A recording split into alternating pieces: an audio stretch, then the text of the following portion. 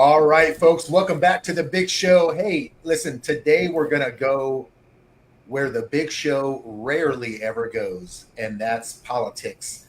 As many of you are aware, we just had one of the biggest elections of all time, and the aftermath is just really alarming. Too alarming, so alarming, in fact, that Dwayne and I said, you know what, we probably should talk about this one this Sunday. So here we are, because the aftermath really is. I mean, you can't turn on the news, you can't turn on the TV, you can't even turn on social media without hearing the aftermath of last Tuesday's election. It's what everyone's talking about. So Dwayne and I decided to share our thoughts and kind of report on exactly what happened a little less than a week ago and what the outcome was and how both sides are actually handling these results. If you guys don't know by now, I'm your host, Jimmy Smith, and today we're going to break down the storm that is brewing ahead of this 2024 election, presidential election. And you know what? It's not just the economy shaking things up or campaign rallies filling with grand promises. The biggest thing we saw here is men. We saw men stepping up for probably the first time in a very long time. We saw men flexing some backbone for once and saying enough is enough to certain policies, to certain ideologies. And so what we're going to do, guys, is we're going to get into it with the first ever breaking news on the big show. And we're going to talk about how men determined this 2024 election, and they determined it in a very, very big way. Now, before I get too far into it, let me go ahead and introduce my partner in crime, but also a couple guys that you might be very familiar with, that you might know really well. First of all, we got Donald Trump on. We got 2D Donald Trump. Well, I know Donald Trump's head is big, but I didn't realize it was that big. So give it up one time for my co-host, Dwayne Ward. Dwayne, welcome back to the show. It's going to be a great year today. It's going to be just the greatest thing ever. It's the biggest show ever. Huge. And if you guys don't recognize the two guys down here, you guys know them, you love them. One of the best personal trainers in the north of North America. We got Esteban Lutz back, the author of K7 and the K7 Method. Esteban, good to see you again, man. How you doing? Rockin', man. Excited to be here, especially tonight. Yeah, I know that the four of us share a lot of the same ideology, so we're gonna have a good time today. And listen, you don't have to be from Italy to know this guy. He's the jiggle from Jersey, the little stick of dynamite. You know him, you love him. Boom, boom. You need him back. Give it one time after a long hiatus away from the big show. Richard Massa. Rich. Woo! Don't know where you've been, but we're glad to have you back. Welcome back, my friend. Thanks for having me on. I'm trying to hold it down. Esteban has all the out of shape people up north, and I'm holding it down here in blood red Florida. We got that Mason-Dixon line. I go to the north side, he goes to the south side. We got the nation covered. Yes. So I'm holding down for the out of shape people here in Florida, in the O-Town, Central Florida. That's where I'm. No gut is safe in America, because Esteban's got the north, Richie's got the south. They're both here to trim your waistline. And speaking of waistlines, can I go ahead and just dig on my co-host a little bit? Do you know that Dwayne has been working on his fitness for about a year now, and he's went from 270 something pounds to about 195 pounds. That's awesome. But I'm going to go ahead and call that. Hold your applause, gents. Hold your applause. Because I need both of you right now to go ahead and dig on him a little bit. He already knows. See, Dwayne and I have become friends for so long. He already knows where my jokes are going. It's kind of Richie. I'm sorry. Richie, I'm sorry. I don't mean that he's friends as long as you and I have. Right. Damn it, I pissed off Richie. I pissed him off, Dwayne. Richie's unhappy. The tier's still going. Going. The tier started at 2 a.m., November 6th, and it's still going right now. It is. I'm sorry. Richie gets very jealous about our friendship. Okay, so Dwayne and I have a friendship not nearly as vast and meaningful as mine and Richie's friendship. Right. I don't like Dwayne nearly as much as I like Richie. Not nearly as deep as me and Jim's are. But guys, Dwayne has been working so hard on his fitness. He got down below 200 pounds for the first time in over a decade. And Dwayne, you want to go ahead and admit to what you've done? Want to go ahead and admit to the 2 personal trainers online? Well, unfortunately, I am a fan of the Rice Krispie treat. Actually, on my personal page, I've been sharing how I've been, making the product and everything. Yep. And I have gained like 5 or 6 pounds back. I'm hoping to, a good dump will get me back down under the 200 range. But I stepped on the scale this morning, and I am at the 200, 201 marks. But I made 2 batches about 20 minutes ago before getting on the show, which my wife, Brandy, is currently, I'm sure, scarfing on, so there won't be anything left. But, when you're a chef like me and know how to make product like I do, it's just, you can't do it. But, I'm expecting to get back to this level at some point. But, no, seriously, I am done with that. I know we're hitting the season and all that, but I'm to get back down below 200 and then start flexing it. So with RFK coming in, you're not Make going to America move up healthy as again, much. baby. That's what I'm here to talk about. Yeah. Now, don't worry, 5 pounds not bad. But just keep in mind, all the viewers, the average American gains up to 10 pounds from Halloween all the way up to January 2nd. And then all you people I'm above average. up on your drunken stupor and realize that you put on a couple of LBs on and you spend 3 whole weeks trying to get it off.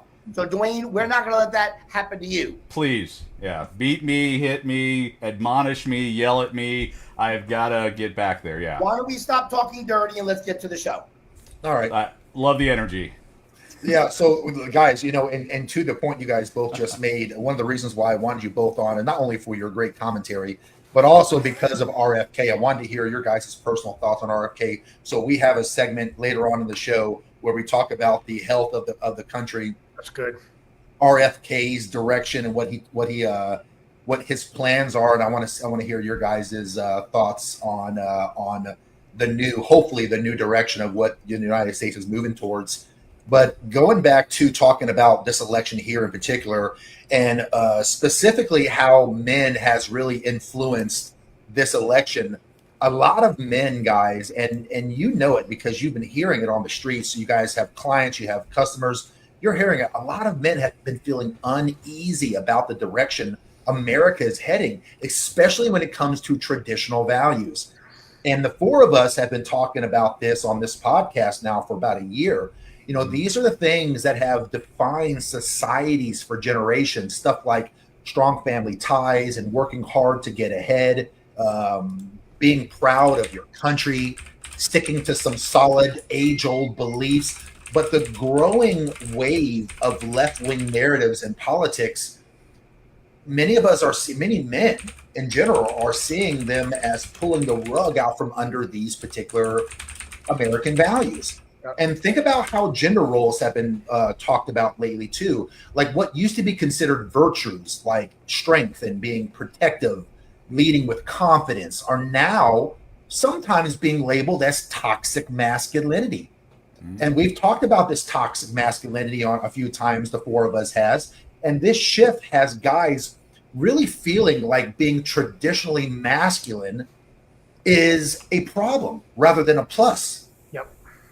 Add that to the push for topics like gender identity and anti-patriarchal views in schools, and you've got some real concerns that kids are going to grow up without the same fundamental principles that our parents and our grandparents had. And now it's not just schools and it's not just campuses, it's politics now too. Yeah. Policies focusing heavily on social justice themes can clash with the ideals of personal responsibility and merit-based successes that we grew up with. And to many men who value these types of principles, it feels like the goalposts are constantly moving. They see more focus on collective social goals, sometimes at the expense of individual freedom and responsibility, values that to them are just the heart of what makes America, well, America. And this is why there's been a noticeable shift. More men I've seen are jumping into conservative movements. They're using platforms now to finally push back on the narrative. And it's less about party lines and more about fighting for what they believe are core stabilizing values that have kept society strong. And the worry is that these values are being sidelined or even painted as harmful values. And I think that's led to louder voices by men and stronger reactions from those who feel that they've been backed into a corner. So for a lot of guys out there, it's this election was not just about politics. It's a battle over what kind of society we are building and whether the values men hold close are still going to have a place in them. So let's talk about why men are shifting gears, how they're impacting the political scene, and what it all means for the future. We're tired of the shit. What's that? We're tired of the shit. Yeah. I mean, I think collectively what we saw, Tuesday night is that the men, and again, I know we have data to we'll talk to that, but we're tired of it. We're tired of being pushed in the corner. We're tired of being told that we're not valued. I mean, earlier this year, they picked the bear. I mean, and for those that don't know, women were saying they would rather be in the woods with a bear than a dude.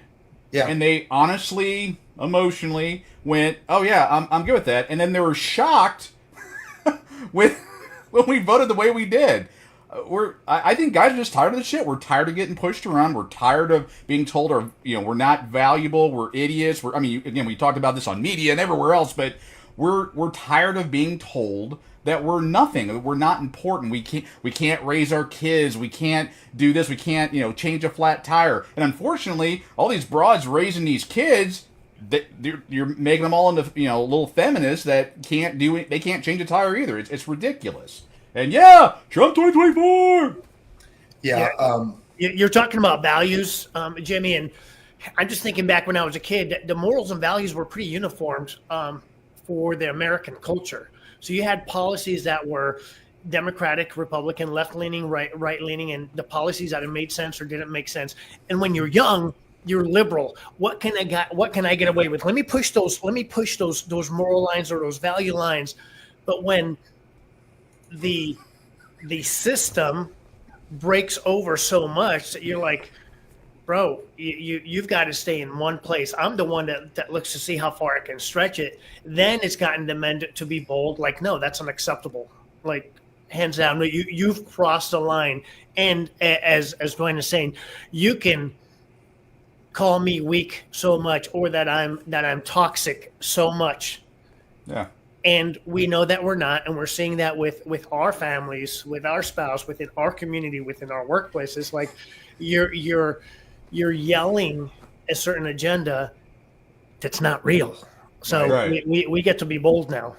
Well, what's funny, I got to jump in here, and Brandy's going to get pissed off at me. I know she is, but I don't care. So we're getting ready for Thanksgiving.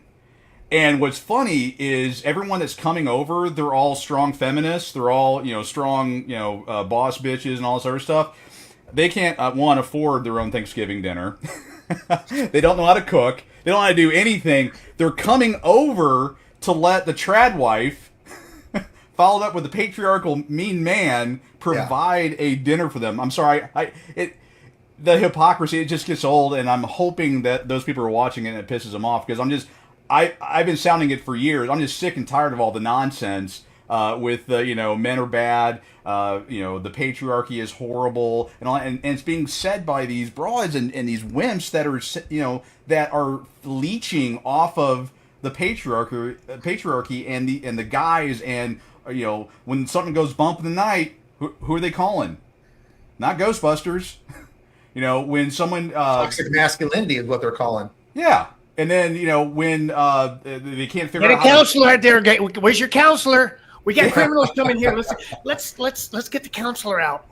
Yeah, it's just simply ridiculous. But I'm sorry, I had to get the Thanksgiving comment in, because when it came up, we laughed about it I'm sorry, because other people I'm sorry, I was the only one that laughed at this. Brandy didn't laugh at it at all. She was wanting to be very serious and all that. But I just found it interesting that, like, all the people that were going to be coming over, not all, but most of them they'll be coming over are all these strong women that live off of men's social security, that live off of men's work, and they're coming over to the trad wife, the value system that they can't stand, and then having a free dinner prepared for by a trad wife and a patriarchy guy. I'm tired of the hypocrisy. I mean, I want to call this stuff out. And other men, it looks like, are standing up. We're going to get into the data, but other men are finally, as you guys have all pointed out, we're just sick of the shit. We're tired of it, and it's time. I think now is the time to start getting it out there. And guys, generally speaking, we don't really speak out much. We're sometimes a few words. When things go, when they don't go our way, we don't cry and complain and bitch about it. And so what you hear in politics over the last 15 years is you hear a lot of the left wingers talking a whole lot. Democrats are mainly derived of females, not all, of course, but mainly the Democratic Party. And so females tend to be expressive of their feelings more than men are expressive of theirs. And so you had a lot of guys who just kind of sat back and didn't really say much. And then we went through the cancel culture. That's the problem. And then what happened, and this is my opinion, what happened with the cancel culture is that guys started to get a little afraid of losing their job because they're the breadwinners or expected to be. And they couldn't afford to lose their jobs whenever they say something online. And then the shifts turned a little bit after Obama left office. And when Trump got into office, you saw that shift turn. And then you saw it turn hard again when Elon purchased Twitter, and it now is called X. So that way you could not suppress free speech. Right. And the last 2020 election, what you saw, and everybody on the right side saw this: shadow banning, censorship, throttling down. You would wake up and you would have 15,000, well, not me because I don't have 15,000 viewers, but people who had large accounts would see 15,000 of their followers gone at the snap of a finger, due to the fact that the powers that be that control the Facebooks of the world, the past Twitters of the world, the YouTubes of the world, saw their political leanings and said, you know what, we're going to, kind of throttle down this social media site. Dwayne and I, we rarely talk about politics, but every time we seem to talk about politics, our videos are no longer available on social media. Last week. 2 weeks ago. I think it was 2 weeks ago, wasn't it? 2 weeks ago. Yeah.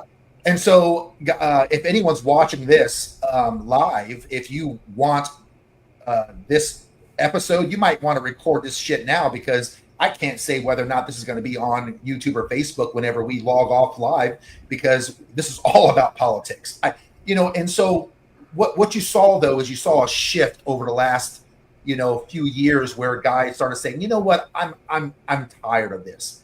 You saw the lion of the jungle being nipped by hyenas, and he's not getting up. And then finally he goes, you know what, I'm going to have to tear through a couple hyena throats to remind people who the king of the jungle is. And I think that's what we saw, metaphorically speaking, on the 2024 election. And today we're going to talk about how men's impacts finally, for the first time, made a difference, and not only in the electoral college, but the popular vote. The control was genius in an evil way, but when you look at it over those years, when you weaken the self thinkers, when you weaken the brave ones, and when you create a narrative that if you're masculine, if you're strong, if you're a self thinker, you're wrong, you're going to be canceled. Yep. I mean, it worked. It worked. It scarily could have gotten way worse. Yeah. Yeah. When you look back and you review what happened to make Trump's run a success, you can't help but notice men's influence in the political landscape. And reports are now showing that both sides, Trump's and Harris's supporters, were equally fired up this election. Around 66% of Trump supporters and 63% of Harris's supporters say that they were closely watching this election. That's a lot of people. and reinforcing that the stakes were sky high this time around. Men are especially taking a front row seats this time around, driven by the concerns over economic policies, freedom of expression, and cultural shifts that have, frankly, put these traditional values under fire. And in recent years, progressive politics, they've sparked debates over issues like gender roles, education, social justice. And as these ideas took hold, they began to face a growing pushback from men. A big pushback from the men who view them as a step too far. And that's what it is. It's a step too far. For many men, it's not about just politics anymore.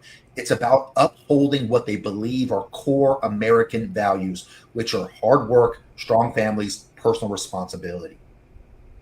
And so the socio-political friction that happened, this resistance isn't just anecdotal. It's visible in the demographics fueling the GOP rallies and the conservative gatherings. And not only have working class men, especially Hispanics and whites, double down on their support for the Republican Party, but more affluent men have also shown discontent with the left-wing policies that we've been seeing. And it's clear when discussing issues like economic redistribution, government intervention, the cost of living. For anyone with a functioning brain in their head, you can clearly see that it costs way more to live than it did just 4 years ago. The left doesn't want to talk about the elephant in the room, but for the rest of us, life has gotten way, way too expensive. And let me show you guys something. Take a look at this. These are the prices under Biden-Harris administration. And this is going back from January of 2021, whenever Biden-Harris took over, to September of 2024. This is all within their realm of policies and influence. Overall, inflation's up 20%. Groceries up nearly 22%. Energy, 29.5%. Anyone try to get car insurance lately? You guys ever? Has anyone's policies lapsed over the last 6 months or a year? Well, then you felt the effect on that. Look at that, 57.5% increase. And who the hell can afford a house or afford rent in today's world? Rent is up almost a quarter, 23.1%. Guys, I'm not talking about the last decade. I'm talking about the last 4 years. Right. Men aren't just reacting emotionally. They're mobilizing with purpose. And think tanks and policy groups aligned with conservative and libertarian ideals have noted a surge in male participation. Men's concerns about raising inflation, job security, shifts in social policies, they've been backed by these statistics. And these statistics are revealing higher engagement amongst male voters compared to previous years. Guys are just caring more. And one of the most potent symbols of this shift is the stance on educational content. The uproar about what's being shared with our children in schools. The push against ideologies perceived as detrimental to traditional family structures have made headlines, with men in particular, championing policies that defend their roles as protectors and providers. Guys are done with it. Men are done with it. They're just done with it. And women are beginning to dominate the education system. They're dominating the educational system more than they ever have been. Men have sat back and watched these women, mostly left-leaning women, destroy and manipulate the educational system, the public educational system, I should say. Women tend to lean more Democratic than men. This is not my opinion. That's just simply it. Yeah. Okay. And this has been increasingly evident in the recent years. According to data, approximately 56% of women identified with the Democratic Party or leaned Democrat, compared to 42% of men. Well, hold on a second, though. If you don't mind me interjecting. Go ahead, What's buddy. funny about all that is 52%, especially white women, I don't know if we're going to get into this stat, voted for Trump. 52%. So more than half. That really shut down the the left, they were in utter shock, and now they're calling white women misogynists, which is crazy. And listen, what really pushed everybody over the edge, if you don't mind me interjecting, is everybody will stay quiet on the gender stuff. Everybody will stay quiet on most of these things. But what pushed everyone, especially men, over the edge is two things.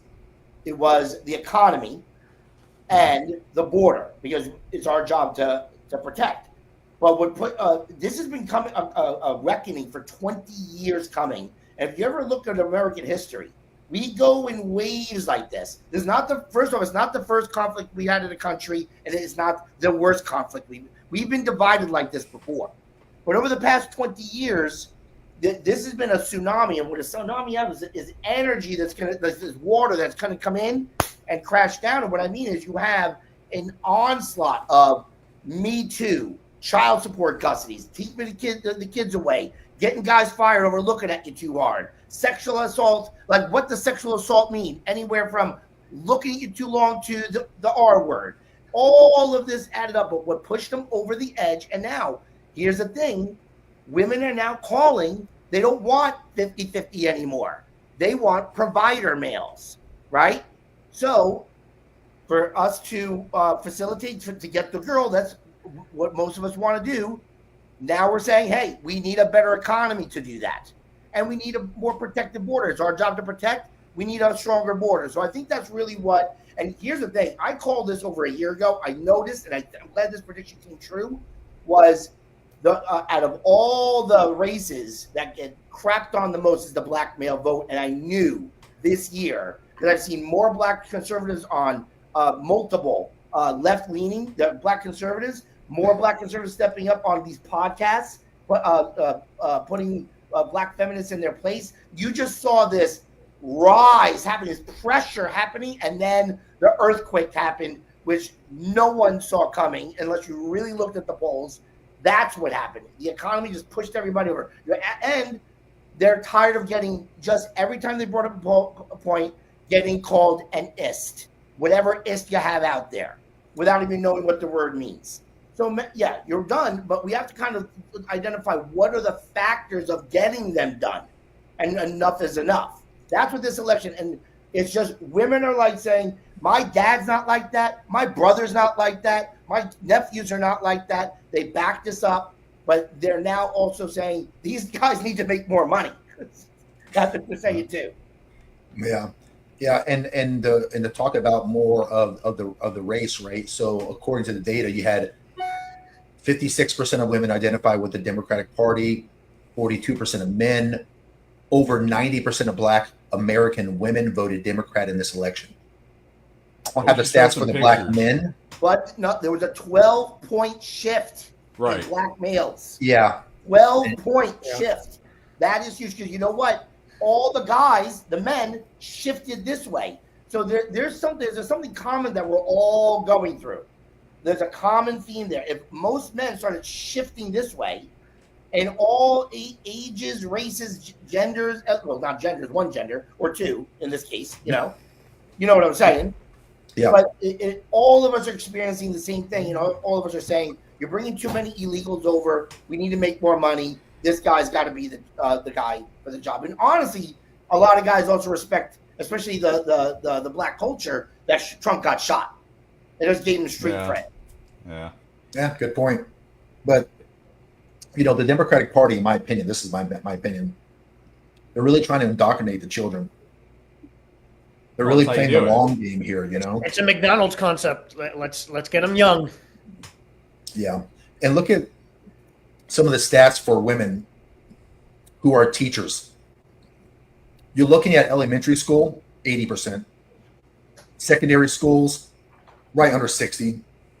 But basically all grades, no matter what, women are increasingly going into education, and you're over, let's call it 75%, according to this survey.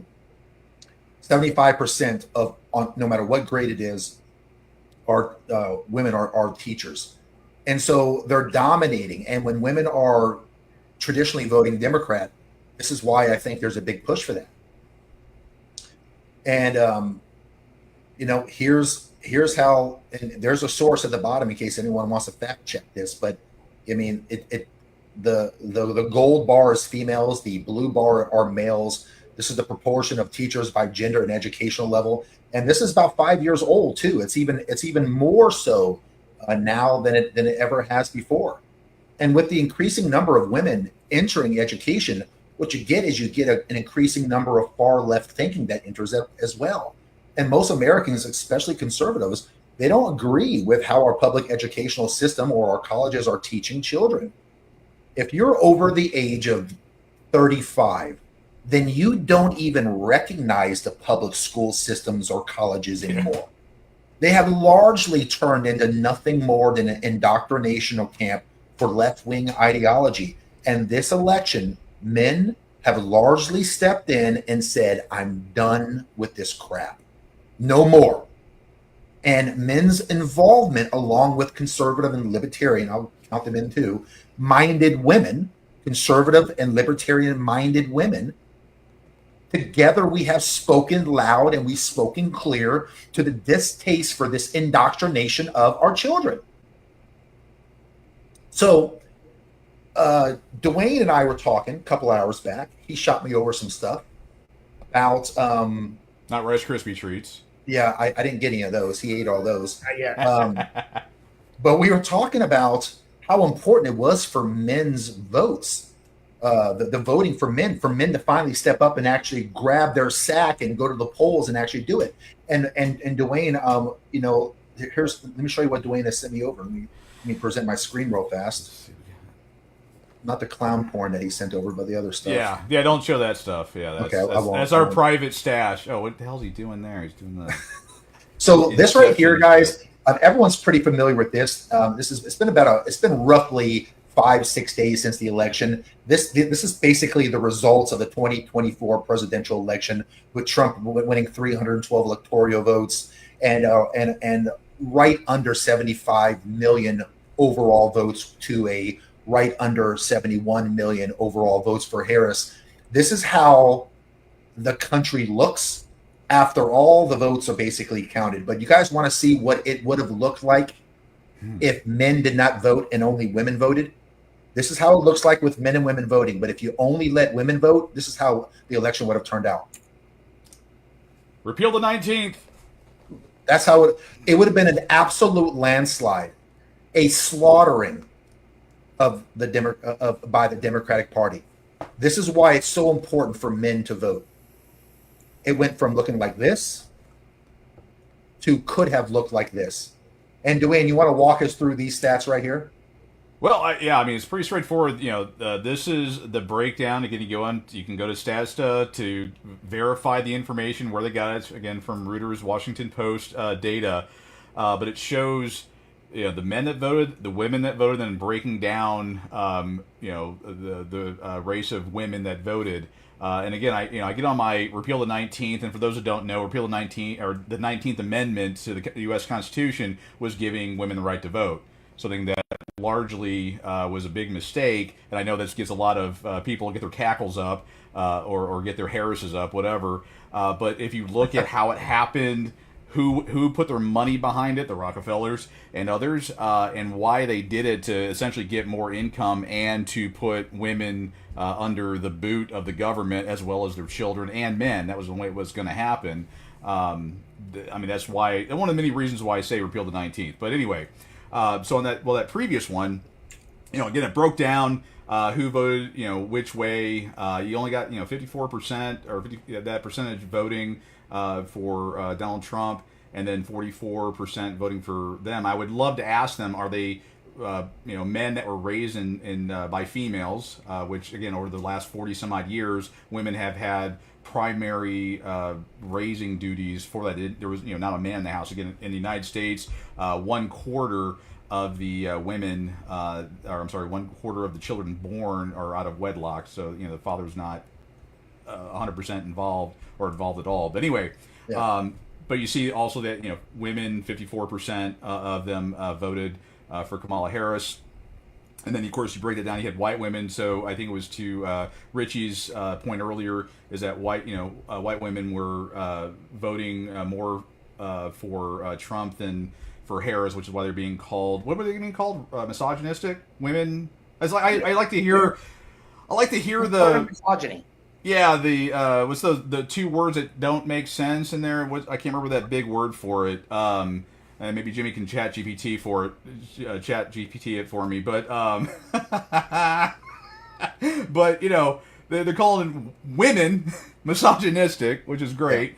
But you have your Hispanic women. There was actually some movement there, but black women, again, they're the ones that have suffered. I would say suffered the most in the United States under the destruction of the family unit. Was it 4 out of 5 children born to black families, and I say families tongue in cheek, are born to the father's not involved. They have been decimated by the government program and the women back in the late 60s, early 70s taking that government money and kick the husband, the man out of the house. And I always say it, and I get called a racist usually every time. So hopefully, if we can get someone out there in the comments to call me a racist right after I say this, because it usually happens every single time. But before 1969, before no-fault divorce and the government programs that kicked men out of the house, the black family was hands down the strongest family unit.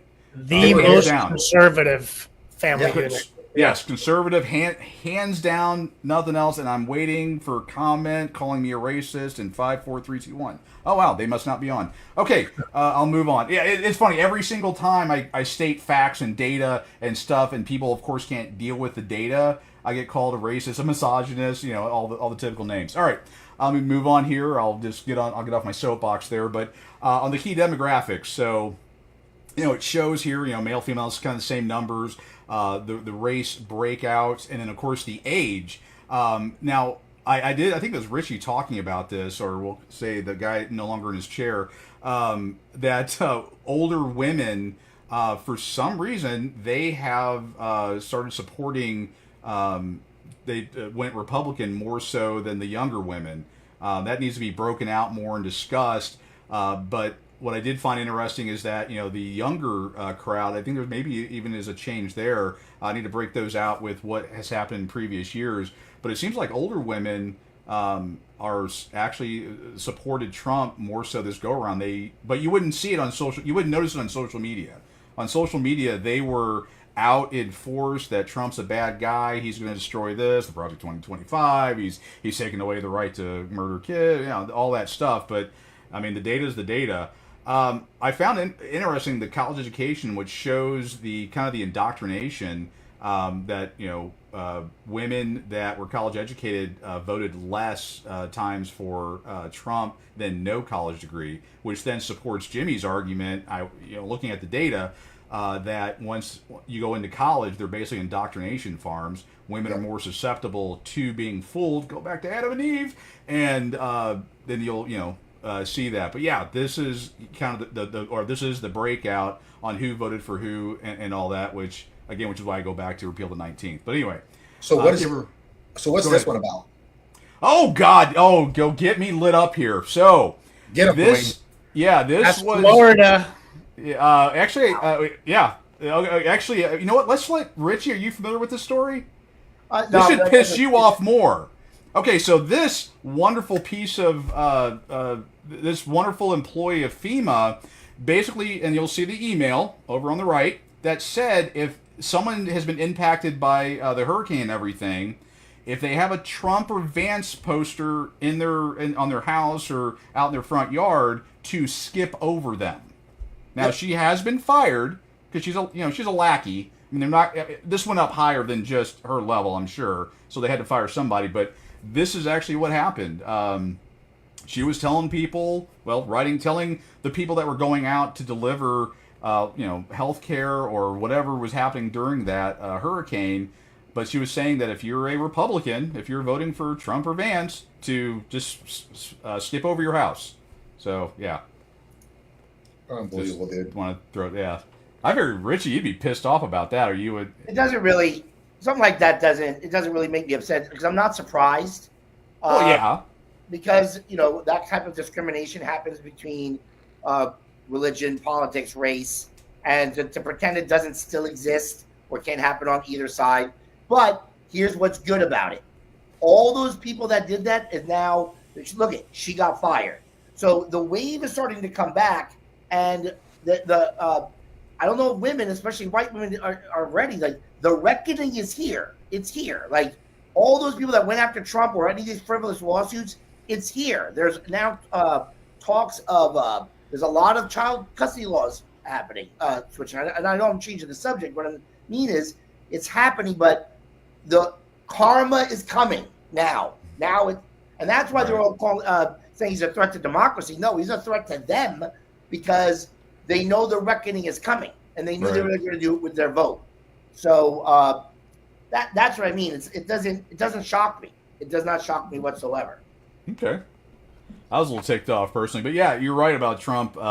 He has said that day one he's planning on banning the trying to find the right words. I know we're on Facebook and all that. Transgender hopefully doesn't get us locked out, but he's basically going to end the transition. Which right now, Jeff. Oh boy, I'm getting old. Joe boy. Jeff James. I'm trying to remember all the those name. Rice Krispie treats. Freaking clock. That's what it is. Oh God, I cannot believe I forgot. Oh, I can't. Yeah. Anyway, Jeff, he's been battling. His son James has been moved from Texas to California, and they're trying to transition him. And that actually this week they heard final arguments, so the judge will be coming out with a decision soon. Can I interject with this? I Sure. don't understand. Like, I get the law, but I'm just saying, first off, I have a very big friend. All right, so I know. See, Jimmy knows where. I just know that if that happened to me, that I don't think there is a force. Like, I would go kidnap my kid. There's no way I would, and they would have to come find me. Like, I would plot. I would grab that kid. And it's a boy, right? Come on, yes. son. And every time if you try to pick up a doll, just smack that doll right out of his hand. All right. But I'm telling you, because I have a little story. A transgender was talking inappropriately in front of my daughter. My daughter's mom, she was like, "This world's going to hell," and of course that's a clue, because women can't speak directly. That's right. why okay, what's wrong? And she's telling me how there was a transgender in the kids club talking about how they could tell that they're uncomfortable with his tits. Can I say tits on here, right? If not, you already did. All right. We're about to find out. So I went, where's the gym? I just went and I talked to the manager. First, I was going to try to intimidate the manager, but he was much bigger than me, so I couldn't go that route. Right? Right. Okay. But it doesn't mean, like, I said, can we go talk to the kids club? Doesn't mean I wasn't going to say anything. I just couldn't be as aggressive as I would like to be. So you have to use a second tool. It's called charm. Right? Sid say, listen, I told him what happened. I was expecting pushback. But I said, hey, listen, we have two options here. Because I'm Italian, I give two options. Option A is you guys handle it. Option B, I sit in that chair at the front desk until this person shows up, and I'm going to handle it. Because you're not going to talk like that in front of my little girl. And he says, we'll handle it. And I was pretty shocked that, and I got a call from the corporate office apologizing, because I was like, how many of these people can there be? What, two? I'm going to handle it, and they apologized. But the fact that happened, and actually Dad just not letting it happen, but not just taking more measures, I would say, for fear of the law. Like, I'm not scared of getting arrested. So I just don't understand. Like, that doesn't resonate. I kind of get it, but I just think we got to sometimes take more heightened measures. Let's put it that way. Yeah, I'm surprised. And Jeremy B, a little ode to Jeremy B here. Thank you for. It was Jeff Younger is the guy out of California, and again, it was just a brain. It must be the Rice Krispie treats, but no, the thing is they're using the laws. Like right now in California, they have I think it was 1955. I get the bill numbers messed up, but they have stuff there that if your child wants to identify a certain way, the schools, going back to Jimmy's point earlier about how the schools are really pushing a lot of this stuff, they have it to where the parents can get charged for abuse. I mean, they're the laws that they're putting out there are meant to destroy families. And that's in California, right? California. Oh, they have them in other states too, but right now it's in California. Actually, Eric, myself, and Adam. He is another father. Actually, the same judge that is doing Jeff Younger's case is already also doing Adam's case. You can go on actually on Instagram. We were on there yesterday talking about it, but they're trying to do the exact same thing to his son as they are Jeff Younger's kid. But yeah, it's nuts. There's just so much to say about it. I'll stop now, and I know we have a lot more to hit on. Some graphs, hopefully. We can talk more about repealing the 19th. Well, before we start going on to the next segment, Dwayne, can you get people to subscribe to our channel, please? Because they don't listen to me. Go ahead, Dwayne. Big Jimmy Show. Get on Facebook. Be sure to like, share, subscribe. Get on there and share this stuff, because it's what we now have the ability to talk about this now that we've got Trump coming back in. We're not going to be hopefully censored anymore. Until you're shadow banned. Until I'm shadow banned, which oddly enough, I got one from a post on Facebook 2011. It popped up this morning that they had to remove it for inappropriate whatever. 2011 that I got on Facebook. It's just every political cycle I get nailed. I guess they were a few days late, but it's just ridiculous. So who wants to talk about the meltdowns that are happening in colleges? You guys want to talk about some snowflakes? You guys like snow? That's that double side. You've got your meltdowns, which again, I was a liberal until I wasn't. When you're a kid, that's what you do. You start off as a liberal. But your brain hasn't formed yet. You guys will have to help me out. The guy that does the YouTube that goes to the colleges and debates with the college. What's his name? Charlie Kirk. I give him kudos because the counties with the colleges went conservative. Like, he genuinely made a massive impact on, look, we're going to debate, and you're either going to agree or you're not going to agree. But it wasn't an indoctrination. So I love how he went around, and it's like, let's wipe the goggles off. So yes, you still have the whinies, which we're going to have a blast watching that. But Charlie Kirk, high five, man. Like, fantastic. Crowder, you allowed the kids to have an option versus a pure indoctrination. Right. In the aftermath of Trump's 2016 election victory, many campuses all across the U.S. reacted with considerable distress. Professors at Yale, Columbia University, they postponed exams. The younger generation, The younger generation, I was talking to Brandy and Daniel about this just the other day. I watched the freaking Challenger blow up. For you youngins, we had a space shuttle with a teacher on it, which is on its own 1988. issue. I think it was 88. 86. We were outside watching. I was in Florida. So you're in Florida, so you saw it. Yeah. Okay, you saw it. I saw it on TV, and the teacher goes, "Well, rolls that thing out. Let's get back to class." Now, God doesn't get in. They got safe places, numbers to call, self-deletion hotlines. Wham. I'm like, what is wrong? I'm sorry. Go ahead, Jimmy. I'm not exaggerating. I'm not lying when I say this. It's easily verified if you guys Google it. At Cornell University, students held a cry-in, demonstrating the emotional response fueled by the election outcome. Like, to me, that discredits the university. It's like, no, you're not going to be hired. You went to that school. You were in the cry-off. There's time to mourn. There's time to grief. But not for this. On either party, no. I swear, man, the only thing missing... Like, did the colleges have that in 2020 for the conservative students? No. Or is it only when it's liberal students, like, here's a tissue? Because the conservatives don't. You have a box of tissues next to your computer screen? Yeah, so when my clients have tier reasons, it's like, here you go. Oh, okay. You want to debate what we're going to do in nutrition? Are you sure that's why you have tissues by your computer there, Esteban? Have you guys seen my wife? I'm just going to leave it at that. But it's for a whole other reason. Wait, what do you have? A whole roll of toilet paper? What's going on? I'm a redneck. This is what, hey, I don't do tissues. It's toilet paper.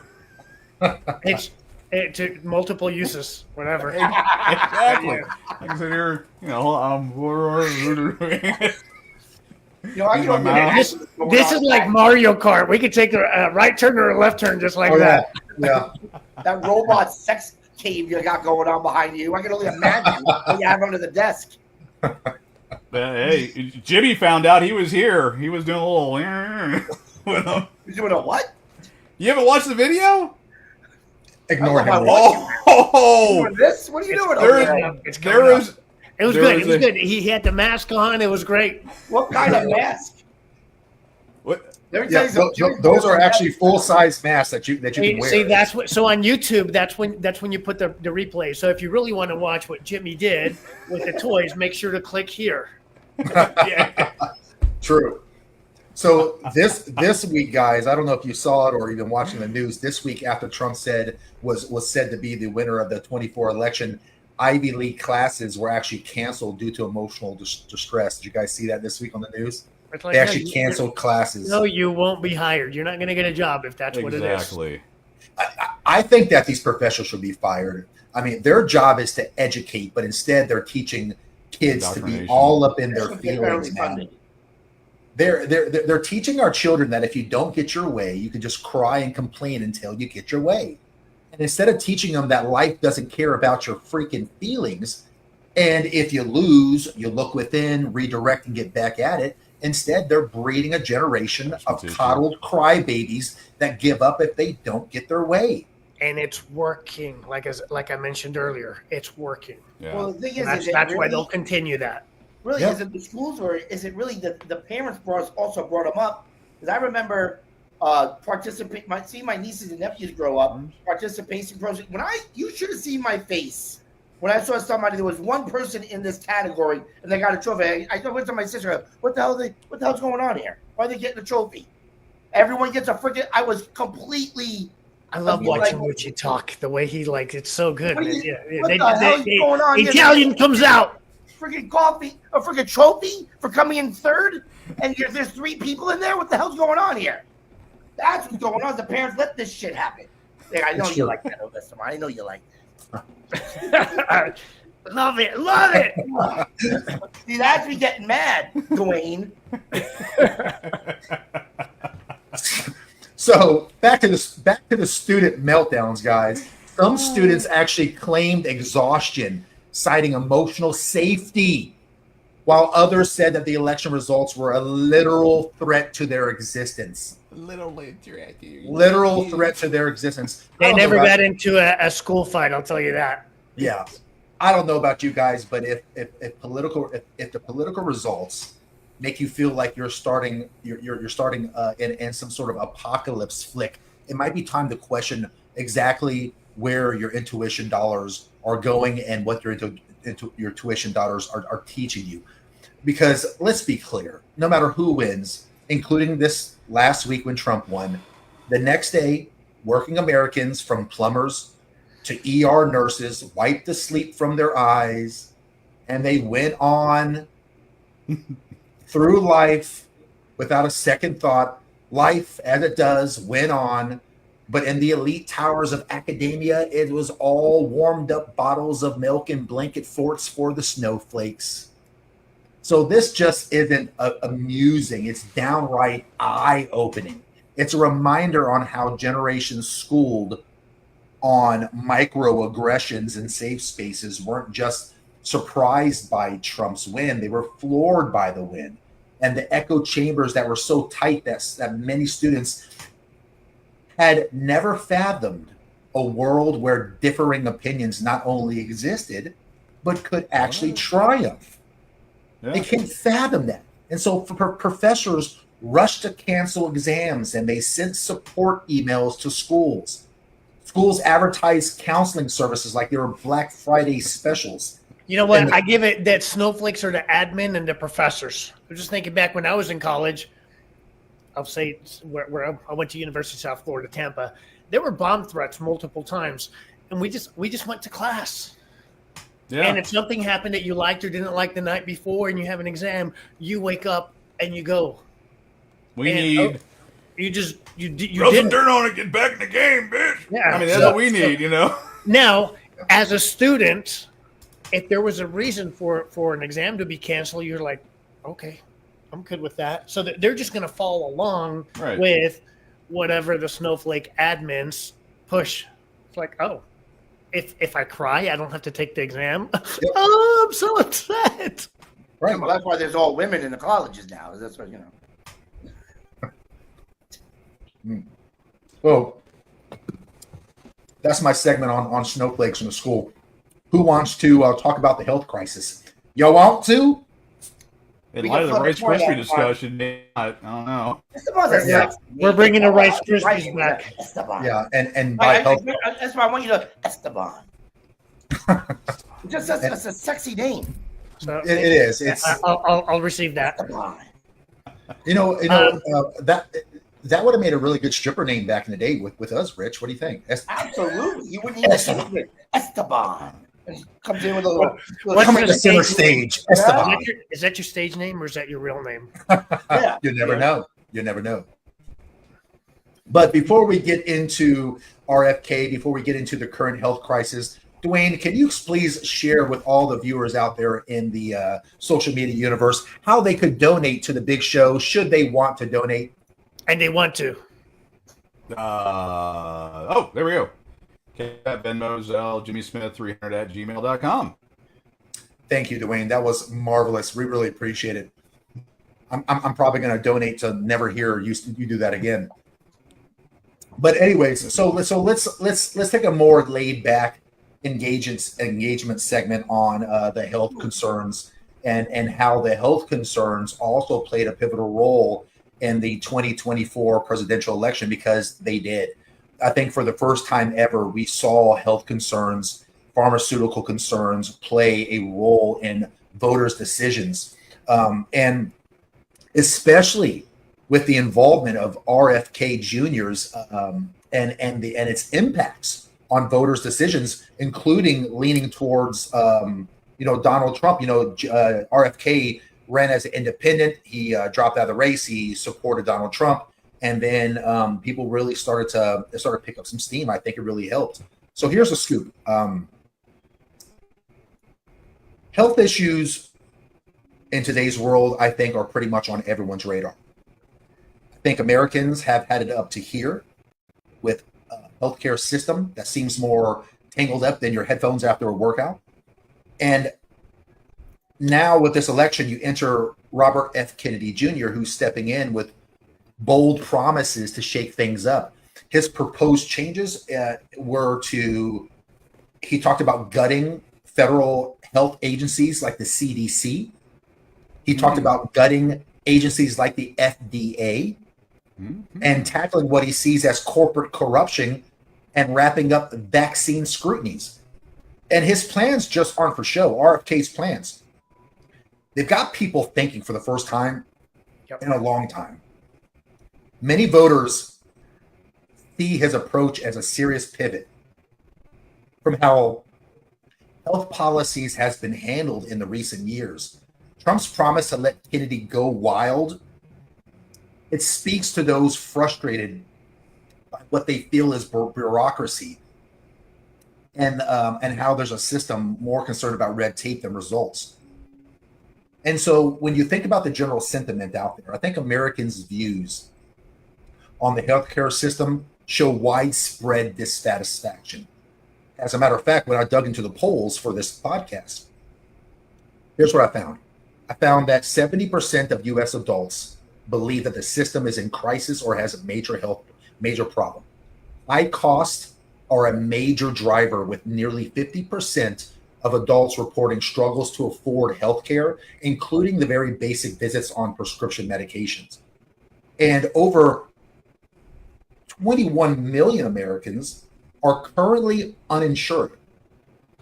And there's millions more who face medical debt even with insurance. Reports are showing that the U.S. spends more per capita on healthcare than any other developed nation on the planet, close to about $12,500 annually. Yet outcomes often lag behind countries with with more efficient systems. We are 4% of the total world population, between 4 and 5%, and we're consuming, I'm going to use that term, 80% of the world's pharmaceuticals. So 4% taking 80% of the drugs. Yeah. Something's not adding up there. And amid this environment, RFK Jr. has drawn attention with promises to confront what he perceives as an interest bureaucracy within the health institutions. His advocacy for overhauling the CDC and the FDA aligns with a sentiment among a lot of voters who absolutely distrust these two agencies. Yep. And this narrative, coupled with Trump's willingness to support that change, speaks to the base that voted for him with medical mandates and what they see as corporate influenced health policies.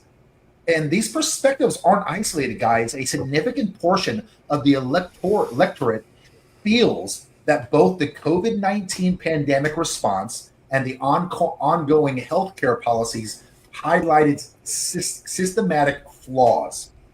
And for men and women prioritizing traditional values, backing a candidate promising these kind of bold reforms like Trump and is with RFK's ideas, it presented a beacon for a return for a greater healthcare autonomy and transparency. People were really focused and interested on reforming this shit show we call our healthcare system. Because dissatisfaction with the current system landscape is not just political chatter, it's a key issue that shaped a lot of voting behavior this election, showing how deeply it impacts almost every person, everyday Americans. So why would Kennedy's involvement drive support for Trump? It's simple, guys. I think that a lot of people feel traditional health practices and freedoms have really taken a back seat. I know Esteban and Richie agree to that. The idea of administration that flips the current system on its head has stirred support from folks tired of feeling like health decisions are made over their heads. And I think that people rush to the polls to show their support on gutting out a lot of these federal agencies. Yeah. 2024 health policy discussions feel like a full contact sport in some discussions because it kind of is. RFK's plans, it has introduced a new wild card to the presidential mix. I know I was excited about it whenever I heard it. And stats show a significant erosion of trust in the U.S. healthcare system. A survey published by JAMA Network Open found that the percentage of Americans who trust their healthcare providers dropped from 71.5% in April of 2020 to 40% by early 2024. And the key reasons for this decline included perceptions that healthcare is driven more by financial interest than patient care, experiences of poor quality care, external influences, and pharmaceutical companies or government agencies. People just don't trust our healthcare system anymore. Yeah. So what are your guys' thoughts about this? Are you guys in agreement to this? Are you in agreement with what the populace is saying? Do you guys trust our healthcare system? Do you trust our pharmaceutical companies have our best interests? Fart after 40. Esteban, I'll start with you. No. So I'll go with RFK. The one thing I love about RFK is his message is consistent. Whether he was part of the Democratic Party, independent, or now, I don't know if he switched to the Republican Party or if he's still independent, but his message was the same. So you're like, so you know what he's going to bring to the table. That story's been consistent, through his career. And my experience shows that these large agencies do not have our best interest in mind.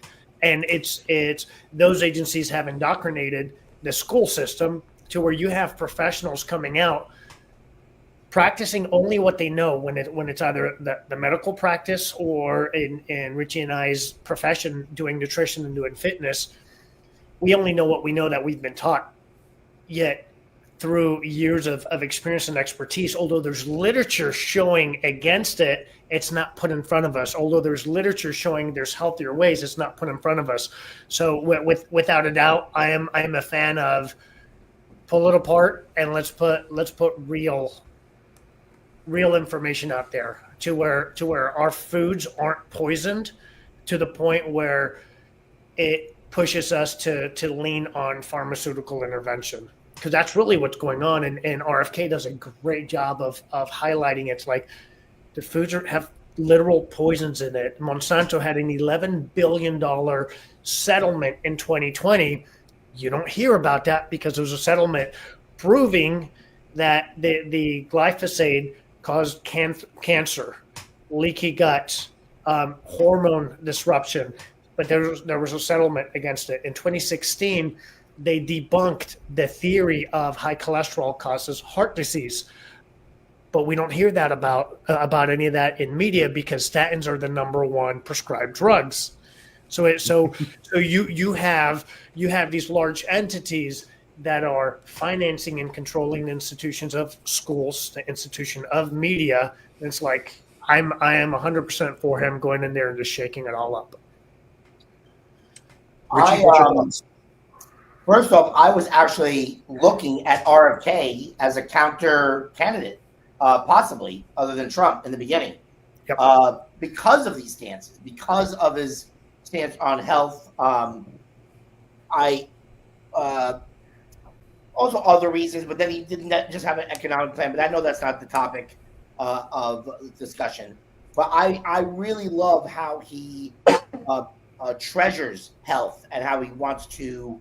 I don't call our healthcare system healthcare; it's medicine care. That's what it is. Yep. And hopefully he's going to, and he's gonna. I think he's gonna do a fantastic job. That's why I was a big fan when Trump took him onto his team, because I think he's going to be the man for the job, and that's probably why they try to get him off the ballot. Because listen, guys, they don't make money on healthy people. If they relied on people like me and Esteban, they would not make any money. Because I almost never go to the doctors. I'm almost never sick. I'm sure Esteban has the same because we take care of the vehicle.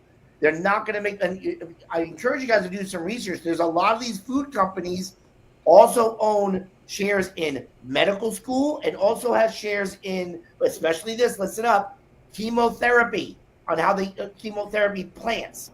So they can lobby to get chemo as treatment, which a lot of times the chemo doesn't work for cancer, one of our number one killers. But it's the food company knowing that their food causes cancer and then making chemo the only way to give treatment for the cancer that they caused.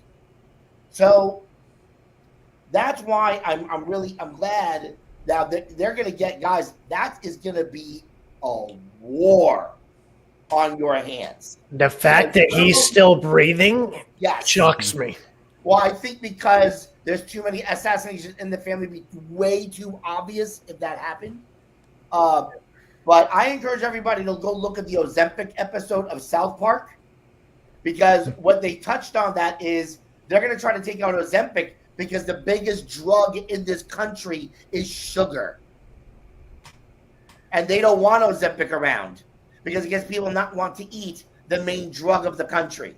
Yeah. And that's what causes cancer in a lot of these is just the overconsumption of refined sugars. And Arthur Kennedy is going to probably put in some education for us on that. So obviously, that's my long-winded explanation and answer to your question, Jim, that yes, I'm a big fan of RFK.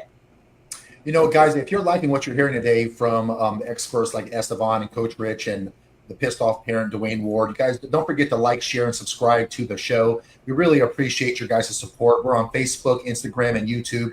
It's The Big Show by Jimmy Smith. So please make sure that you are subscribing to our channel. And that way you'll know whenever we post things and we go live. This next segment, segment 6 of this show, is one that I had no clue about just a handful of days ago. I didn't. And Rich actually brought it to my attention about 4 days ago. He sends me over this TikTok video or whatever. He's like, "Can you believe this shit? Can you believe this? What is this, Python? What is going on here? It's madness. It's crazy. It's crazy. Man, so crazy." And so, have you guys heard of this 4B movement that's happening? I'll take that as a yes. So for anyone out there watching our show live right now, this 4B movement, it really is something. Well, listen, before you go into this segment, as much as I want to be on, I have a little girl that needs to get in bed in about 20 minutes. You're going to miss the 4B segment? I can stay on for a few more minutes, but I got to get her to bed because she's out there watching The Greatest Showman. But I'll stay on for a few more minutes on my thoughts on 4B. Okay, so I'll get right to it then. So this 4B movement is a growing phenomenon among women. It started off in South Korea. Specific women. Yeah, fair enough. Fair. You're right. Left-leaning women, not women in general. Not just left-leaning women. So we'll keep going from there. Okay. It started off in South Korea, but its principles has now resonated with left-wing women around the world. And now you see its influence in the United States this week. The term 4B, it represents 4 major life choices that women are choosing to opt out of. And they are Korean names that I can't pronounce, but basically the 4 Korean names that start with a B basically translate to refusing marriage, refusing childbirth, refusing to date men, and refusing sex. And essentially, it's a protest against what some women feel are outdated gender norms, which can be seen as oppressive to women. Oh, you poor things, and pushing them against their will into unwanted traditional roles that they no longer want to accept. Let me show them a little picture here.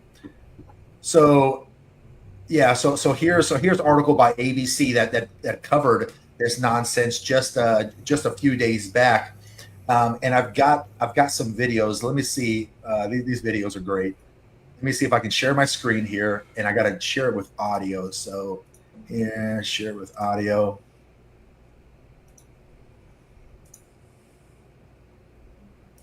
No sex with men, no dating men, no getting married to men, and no having children. These are the things some women in the US are promising to do in response to Donald Trump winning the election. It's inspired by the 4B movement. Insist on making women second-class citizens. We don't have to give you our body. 4B was started by women in South Korea. It's a feminist idea guided by 4 Korean words beginning with B. Byon means no heterosexual marriage. Bichulsan means no giving birth. Byonye means no dating. And Biseksur means no sex. The women in the movement say it's a way to fight against the patriarchy and misogyny, and that's why women in the US, who are worried about what could happen to abortion rights and reproductive freedoms under Trump's presidency, are signing up.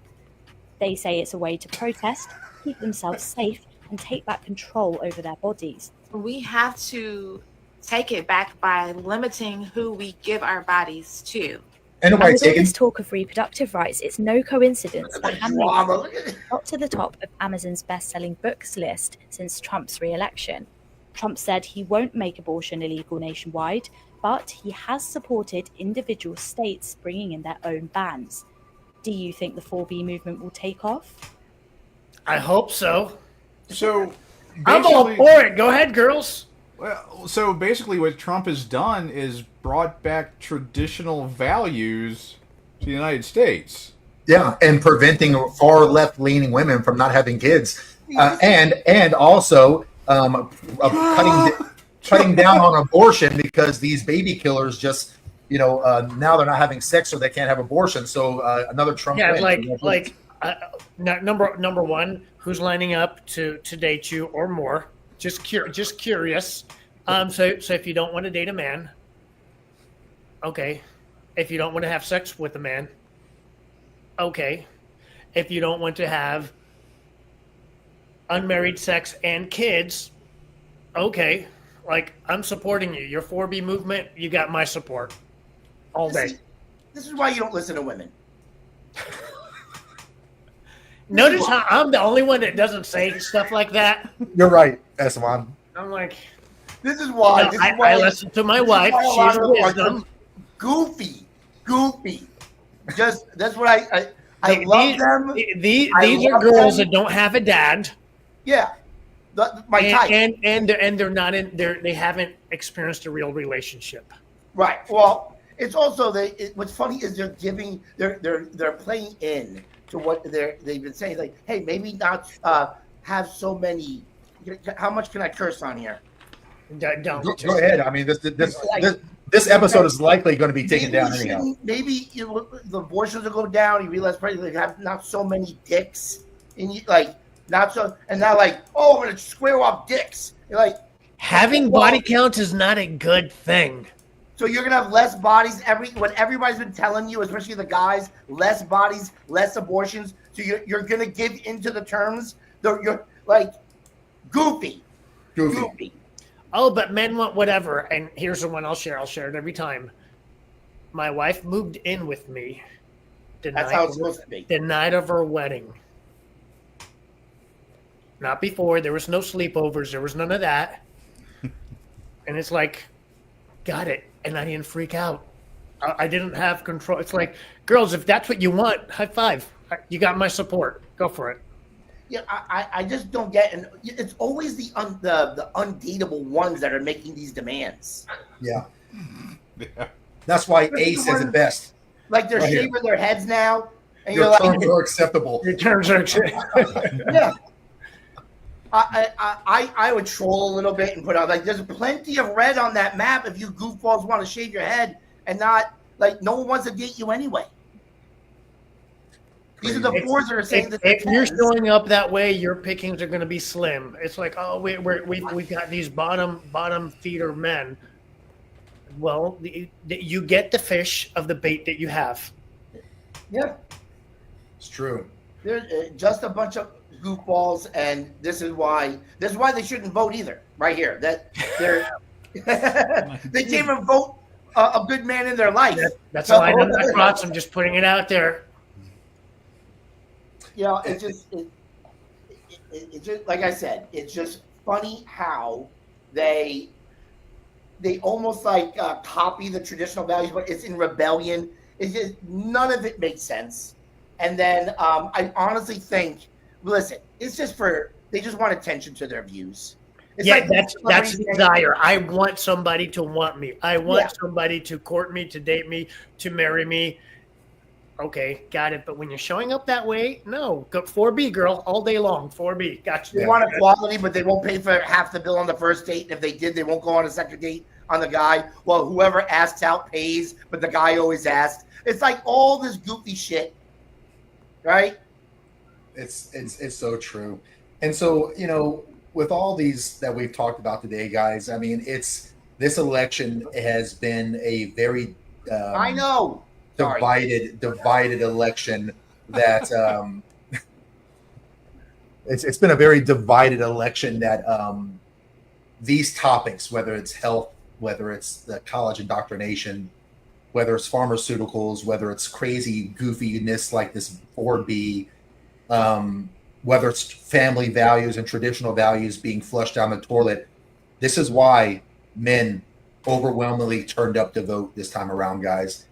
And you're seeing a very big divide in women also, where you've got the goofiness of the left, and then you've got conservative women on the right-hand side, and there's not really a whole lot of middle. The middle's kind of going away a little bit, but you know, there's another. I want to show you guys before we end the show. I want to show you guys something else that I pulled up here too. Where is this? It was campaign spending. Did you guys see the spending on the campaign? You guys hear about that? So you know, I'm not saying that the Democratic Party thinks that its constituents are a bunch of idiots, but I tell you, if they do think they're idiots, they would do this in kind of indoctrination exactly how they're doing it. They're so arrogant. The Democratic Party is so arrogant this past few elections that they feel that they don't have to adapt, they don't have to change, they don't have to do anything.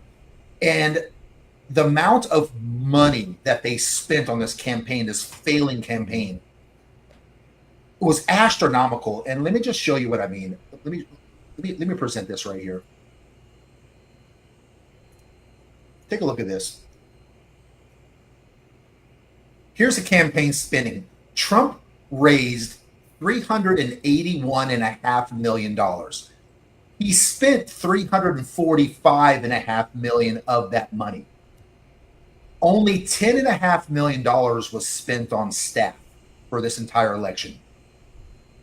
The Democratic Party raised 3 times more than that. They raised over $1 billion. And you want to know what they spent? They spent $1.37 billion. They're actually in debt. And Kamala spent $582.5 million on staff. Busing all those people and paying all the Diddy celebrities cost a lot of money. The amount of money that was spent on this failed election, I mean, they've spent $20 million, $40 million on celebrities. Did you guys know that she actually paid Oprah $1 million to be on her show? If Oprah really cared as much as she claims that she cared, why would she not just let her go on the show for free, like a pro bono kind of thing? That's because she don't. It's all about the money. I'll get paid. The arrogance of how they decided to spend this money is astronomical. They'd rather spend the money on Beyonce concerts and Cardi B tickets than they would campaign commercials. And you know, one thing that Trump did really well with his campaign is his real world, no nonsense interviews on podcasts like this, except with extremely popular podcasts. Kamala Harris did little to no podcasts. The biggest one that she did was that one, the female one. What is it called? Call Her Daddy. The one that was edited? Call Her Daddy. Call Her Daddy. There's a podcast called Call Her Daddy. And Kamala would not even fly to where they filmed the podcast. They made the Call Her Daddy people come to Kamala, and they spent $100,000 on furniture to make sure that the set looked good enough. There's like a bookcase, some books, a couple plants, 2 chairs and a table, and that allegedly cost $100,000. To have that kind of budgeting running our government, no. And so when anyone thinks, you know, on who they want to vote for and who they want in charge of spending, you had $1 billion and you spent $1.36 billion. They said we're going to spend to zero. They not only spent to zero, but they went past it. They went past it by $326 million freaking dollars. And then after they lost the campaign, they sent out text messages to all their constituents saying, urgent, please donate. The campaign's done, but they're trying to get people to donate money because they went over their budget. Donald Trump went under his budget by $40 million. And he spent a third of what she spent. And oh my God, let me just stop. Well, calm down. I got to go, guys. Got to get the little one to bed. Good talking to you. Good talking to you. I'll talk to you soon. Reggie. Make America healthy again. So Yeah, that's unreal. They went over pretty much what Trump did for his total. yeah. Well, let's go to the comment section before we go to final thoughts here. Let's see what we got here. What do you think about Elon, guys? Yeah. Cutting expenses right there. That's phenomenal. The guy's just a sharp brain. Sharp. What's so interesting is that their Avenger team is historical leftists. Yeah. They're like, you broke the rubber band. You went way too far. So we're gonna support bringing it, this country back to moderate. And it's like it's supposed to be that hard conservatives. It's not. You've got Tulsi Gabbard, Democrat, RFK. His whole family has been Democrat. You've got Elon. He's been liberal his whole life. And Vivek, I just for the first time heard about him this run. I think he's freaking amazing. So I'm glad that he's on board. Dwayne, you got anything you want to add before we head on? Final thoughts? No, I mean, yeah, going through the comments, looks like everybody is, pretty well in line, liking this stuff. Jeremy B's comment about the $35 trillion in debt. Actually, Eric, myself, and Adam were talking about that on that actually their podcast. And one of the things that Elon's going to be doing is looking at shrinking the deficit, at least for the budget, the current budget, by I think it was like $2 trillion, and making some changes there. Because again, I've talked about this a number of times on my podcast about how we're $37 trillion in debt, and we can't keep this up, or $1 trillion in interest every quarter. It's just nuts. We need to start making some tough decisions. And unfortunately, kind of with how men determine the 2024 election, it sounds like they're the ones that, it's time to make that happen, to make the tough calls. Men can make the tough calls, hopefully. We can start getting rid of some of these dead waste things, like spending a couple $1 million on how fast ketchup pours, and silly things like that we spend all of our money on. And of course, the Title 4D. We'd be remiss not to talk about Title 4D and Social Security. What's going to happen? Trump's going to have his hands full. He's walking into a big thing. But when you look at the data, of course, what they spent on their campaigns and all that stuff, it's an indicator we got the right guy in the White House now. So I have hopes, and I have hopes for that. In the coming months, we're going to see some real change. Yeah, Esteban, you got the last word if you want it. We have chance for being healthy. So I definitely love that RFK is part of the team. Yeah, me too. I'm excited, and I really appreciate all the guys who came out to vote, because the men really made a difference. Conservative women really made a difference. Libertarians and independents really made a difference, and I think that we just voted for common sense this time around, and I'm really looking forward to these next 4 years. Good things to happen. But want to thank Dwayne Ward and Esteban Lutz for their contributions to the show today. Let's go ahead and go to final thoughts. So to wrap it up, men are no longer content to sit back and watch policies drift towards uncharted progressive waters. What we saw in the 2024 election isn't just a tug of war between political figures. It's a referendum on values, on identity, and what it means to stand up for beliefs amidst an evolving society that seems to be aiming towards political and progressive values. Men's engagement, resilience, and pushback played a decisive role.